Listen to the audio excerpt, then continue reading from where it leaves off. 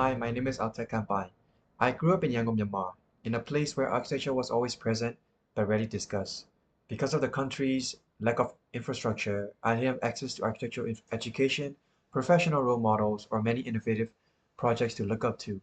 Buildings were often just things you simply lived in and not something you could imagine yourself designing.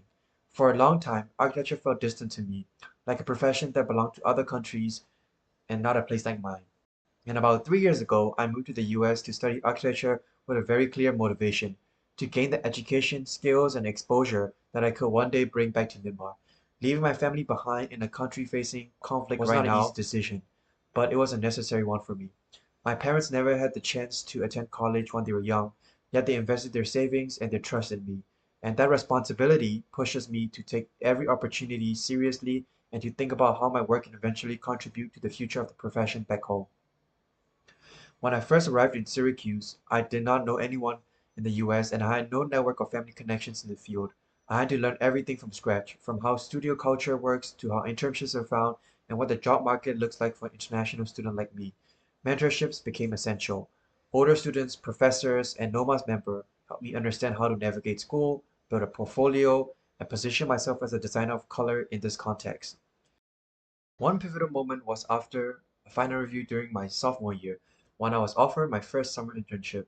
My boss that summer didn't just treat it as a 3-month job, he has continued to mentor me well beyond the internship period, and advising me on career decisions, reviewing my work, and helping me understand the realities of navigating the industry as an international student.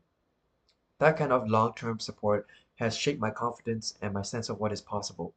Because I've benefited so much from this mentorship, I feel a strong sense of responsibility to pass that forward. So at Syracuse, I worked as a peer advisor, an international student mentor, and as a residential advisor, helping students who are also far from home find their way in the program. And as a residential advisor for architecture students, I organize portfolio and representation workshops so that younger students can strengthen their visual communication and feel prepared when opportunities appear. I've presented my work to summer college students and helped with design charrettes for high school and prospective students, many of whom are still trying to decide if they want to be in the field or not. In all of these roles, I've tried to create the kind of guidance and support I desperately needed when I first arrived.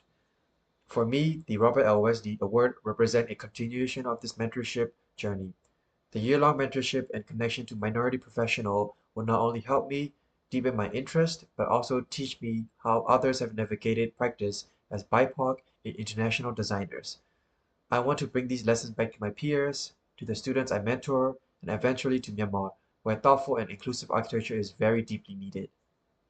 Thank you so much for your time and consideration. Jesu Tamare.